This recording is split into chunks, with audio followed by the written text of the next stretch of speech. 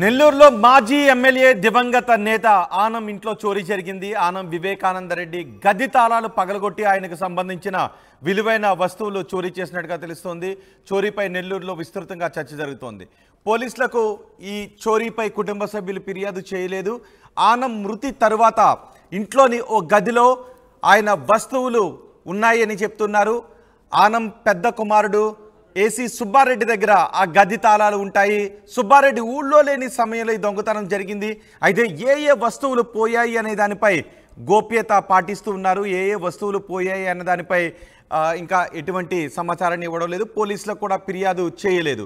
కానీ ఇంట్లో లేని సమయంలో ఆ గది తాళాలు పగలగొట్టి చాలా విలువైన వస్తువులని పట్టుకుని వెళ్ళిపోయారు, దోచుకుని వెళ్ళిపోయారని తెలుస్తోంది. ఆనం గదిలో చిందరవందరగా పడిన వస్తువులను కూడా ఆర్టీవీ స్క్రీన్ పైన చూడొచ్చు. ఆనంకి సంబంధించిన విలువైన వస్తువులను ఆ గదిలో పెట్టి తాళం వేశారు. ఆనం మరణానంతరం ఆ వస్తువులు ఆ గదిలోనే ఉంటాయి. ఆ గదిలోకి ఎవరు కూడా వెళ్ళరు. గది తాళాలు సుబ్బారెడ్డి దగ్గరే ఉంటాయి. అయితే సుబ్బారెడ్డి ఊళ్ళో లేని సమయంలో ఈ దొంగతనానికి పాల్పడినట్టుగా తెలుస్తోంది. మరింత సమాచారం మా ప్రతినిధి గయాజ్ అందిస్తారు. గయాజ్, ఎవరు ఈ దొంగతనానికి పాల్పడ్డారు? ఎందుకు ఈ దొంగతనానికి సంబంధించి ఇంకా పోలీసులకు ఫిర్యాదు చేయలేదు? అలాగే ఆ గదిలోకి ఎవరు వెళ్తారు, ఎవరు వస్తారన్న దానికి సంబంధించి ఆ ఇంటికి ఎవరు వస్తున్నారన్న దాని గురించి ఏదైనా సీసీ కెమెరా ఫుటేజ్ కూడా ఉందా? రెండు తెలుగు రాష్ట్రాలకు సుప్రసిద్ధుడు, అదేవిధంగా సింహపూరి అందగాడు, మాజీ ఎమ్మెల్యే దివంగత నేత ఆనం వివేకానంద రెడ్డి ఉంటున్న ఇంట్లో చోరీ జరగడం జరిగింది. గత 3 రోజుల కిందట ఈ చోరీ జరిగినట్టు మనకు స్పష్టంగా తెలుస్తుంది. అయితే వాళ్ళ కుటుంబ సభ్యులు ఈ విషయాన్ని చాలా గోప్యంగా ఉంచారు. ఆనం వివేకానంద రెడ్డి బతుకున్న రోజుల్లో వాళ్ళ ఇంట్లోనే పైన ఒక గదిని నచ్చినట్లు ఏర్పాటు చేసుకోవడం జరిగింది. అందులోని విలువైన కుర్చీలు, చైర్స్, మంచము, అదేవిధంగా ఆయన బతుకున్న కాలంలో కాళ్లకు వాడే పాదరక్షలు కానించి ఆయన వాడే కారు వరకు ప్రత్యేకంగా ఉంటుంది. అదేవిధంగా ఆయన స్పెట్స్ కానీ, అదేవిధంగా దుస్తులు కానీ ప్రతిదీ ఒక వెరైటీగా ఉంటాయి. కనీసము ఆయన వేసవి కాలంలో వాడే ఒక 4-5 గొడుగులు కూడా రంగురంగులుగా ఉంటాయి. అదేవిధంగా ప్రతి వస్తువు, విలువైన వస్తువు ఆయన ఒక ప్రత్యేకంగా విదేశాల నుంచి కూడా తెప్పించుకొని వాడే వ్యక్తి. అయితే అతనికి సంబంధించిన వస్తువులు మొత్తం ఆ గదిలో ఉన్నాయి. ఆయన మరణాంతరం ఆ గదిలోనే ఉంచి ఆయన బుద్ధి, అదే ఆయనకు సంబంధించిన ఫొటోస్ మొత్తం కూడా ఆ గదిలో ఉంచారు. అయితే ఆ గది తాళాలు వాళ్ళ పెద్ద కుమారుడైన ఏసీ సుబ్బారెడ్డి వద్ద ఉంటాయి. అయితే గత 4-5 రోజుల కిందట ఆయన ఊళ్ళో లేని సమయంలో ఆ గది తాళాలు పగలగొట్టి అందులో ఉండే కొన్ని విలువైన వస్తువులు అపహరించుకొని వెళ్ళినట్టు కూడా మనకు స్పష్టంగా తెలుస్తుంది. అయితే ఆయన ఉండే గదిలో కూడా వస్తువులు మొత్తం చిందరబందరగా పడిపోయి ఉండడం జరిగింది.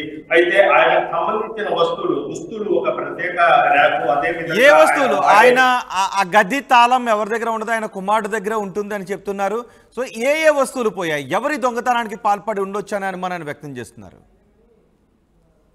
అయితే ఆ గదిలో విలువైన వస్తువులు ఉన్నాయి. అయితే ఏ వస్తువులు పోయింది అనేది కూడా ఇంకా వాళ్ళు బహిర్గతం చేయడం లేదు. అయితే ఇప్పటి వరకు వాళ్ళు పోలీసు కంప్లైంట్ కూడా చేయలేదు. అది బయట వ్యక్తులు చేశారా లేదా బాగా తెలిసిన వ్యక్తులు చేశారా? అయితే ఆనం కుటుంబంతో బాగా సన్నిహితం వచ్చేపోయే వాళ్ళకే అక్కడ తాళాల విషయంలో కానీ, అసలు ఆ ఇంటి పరిసర ప్రాంతాల్లో ఎవరు ఎక్కడ ఉంటారు అనేది మొత్తంగా వాళ్ళ కుటుంబ సన్నిహితులు అంటే అంత ధైర్యంగా అక్కడికి వచ్చి తాళాలు పగలగొట్టి వాటిని దోచుకు వెళ్ళిపోయేంత ధైర్యం ఎవరు చేస్తారు? ప్రధానంగా వాళ్ళు చెప్పడం, వాళ్ళ కుటుంబ సభ్యులు కూడా 3-4 రోజులు అయినప్పటికీ ఈ అపహరణ జరిగి అయితే బయట పెట్టడం లేదు. అయితే వాళ్ళ లోపలే వాళ్ళు డిస్కషన్ చేసుకుంటున్నారు. ఎవరు వచ్చారు, ఎవరు పోయారు, ఇప్పుడు ఏసీ సుబ్బారెడ్డి ఎప్పుడు ఊరికి వెళ్ళారు, ఏసీ సుబ్బారెడ్డితో ఎవరు తిరుగుతుంటారు, అదేవిధంగా ఆనం కుటుంబ సభ్యులు ఎవరైనా చేశారా అనే అన్ని కోణాల ద్వారా వాళ్లే ఒక డిస్కషన్ అయితే జరుగుతుంది. అయితే త్వరలోనే ఇది పోలీస్ కంప్లైంట్ కూడా చేసే అవకాశాలు ఉన్నాయి. మొత్తం అయితే విలువైన వస్తువులు పోయినాయి అంటున్నారు కాబట్టి ఏం పోయినాయి అనేది కూడా వాళ్ళు చెప్పడం లేదు.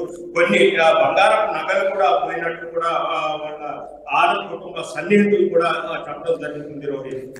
అంటే కావాలనే పోలీసులకు ఫిర్యాదు ఇవ్వడం లేదా? ఎవరి మీదైనా అనుమానాలు ఉన్నాయి, బయటకు విషయం రానివ్వద్దు అన్న ఉద్దేశంతోనే ఫిర్యాదు ఇవ్వడం లేదా? రోహిత్, ఆనంద్ కుటుంబం చాలా గౌరవవంతమైన కుటుంబం. ఇలాంటివి దొంగతనం జరిగినట్టు అదేవిధంగా ఇది చేస్తే ఆ కుటుంబానికి మాయని మధ్య అదేవిధంగా 2 తెలుగు రాష్ట్రాలకు ఒక గుర్తింపు పొందిన ఆనవ్ వివేకానంద పేరు కూడా గడ్డ పేరు వస్తుందనే ఉద్దేశంతో వాళ్ళు మదన పడుతున్నారు. అసలు ఏం జరిగింది, ఎలా జరిగింది అనేది కూడా వాళ్ళ బంధువులు, వాళ్ళ కుటుంబ పెద్దలు కూడా డిస్కషన్ చేస్తున్నారు. అదేవిధంగా ఆనవ్ కుటుంబానికి పెద్ద దిప్పైన కొంతమంది ఏసీ సుబ్బారెడ్డి కూడా మాట్లాడారు. అంటే కొత్త వారు ఎవరైనా ఇంటికి వచ్చారా అనే విషయానికి సంబంధించి ఇంటి ఆవరణలో సీసీ కెమెరాస్ కూడా ఉండే అవకాశం ఉంటుంది. సో ఆ ఫుటేజ్ ఏమి లేదా రోహిత్? కనీసం ఒక సీసీ కెమెరా లేవు. ఆనవ్ వివేకానంద రెడ్డి రోజులకు అక్కడ సీసీ కెమెరాలు మాత్రమే ఉన్నాయి. అయితే ఇప్పుడు ఆ గది సీసీ కెమెరా కూడా పూర్తిగా తీసేయడం జరిగింది. అంటే చెడిపోవడం, ఆయన లేని కారణంగా అటు ఎవరు అసలు వెళ్ళదు. అదే విధంగా లోపల వైరింగ్, అదే విధంగా కిటికీలు బూజు పట్టి చాలా ఎదుగుతుంది. ఎందుకంటే పెద్దగా ఆయన ఉన్నప్పుడైతే ఎప్పుడు జనాలు వచ్చి శుభ్రంగా ఉండేది. ఆయన లేని కారణంగా ఆయనకు సంబంధించిన వస్తువులు మొత్తం అందులో పెట్టేసి తాళాలు వేయడం జరిగింది. వాళ్ళు ఎప్పుడో ఆయన జన్మదినము లేదంటే వర్ధంతి అలాంటి సమయంలో మాత్రం ఆ గదిలో శుభ్రపరిచి ఆయన ఫోటోస్ ఏమైనా తీయడం తప్ప మిగిలిన సమయంలో ఎవరు అటువైపు వెళ్ళారని కూడా వాళ్ళ కుటుంబ సభ్యులు చెప్తున్నారు. రైట్ గైస్, ఆనం వివేకానందకు సంబంధించిన వస్తువులు పోయాయి. నెల్లూరు మాజీ ఎమ్మెల్యే దివంగత ఆనం ఇంట్లో చోరీ జరిగింది. ఆనం వివేకానందరెడ్డి గది తాళాలు పగలగొట్టి ఆయనకు సంబంధించిన విలువైన వస్తువులను చోరీ చేశారు. చోరీపై నెల్లూరులో విస్తృతంగా చర్చ జరుగుతోంది. అయితే పోలీసులకు మాత్రం కుటుంబ సభ్యులు ఫిర్యాదు చేయలేదు. ఆనం మృతి తర్వాత ఆనం 2018 ఏప్రిల్లో ఆయన మృతి చెందారు. ఆనం నెల్లూరు రూరల్ నుంచి ఎమ్మెల్యేగా పనిచేశారు. ఆనం మృతి తర్వాత ఇంట్లోని ఓ గదిలో ఆయన వస్తువులను ఉంచారు. ఆయన పెద్ద కుమారుడు ఏసీ సుబ్బారెడ్డి దగ్గర ఆ గది తాళాలు ఉంటాయి. సుబ్బారెడ్డి ఊళ్ళో లేని సమయంలో ఈ దొంగతనం జరిగింది. ఏ వస్తువులు పోయాయి అన్న దానిపై గోప్యత పాటిస్తున్నారు. ఇంతవరకు ఈ దొంగతనానికి సంబంధించి పోలీసులకు కూడా ఎటువంటి ఫిర్యాదు చేయలేదు.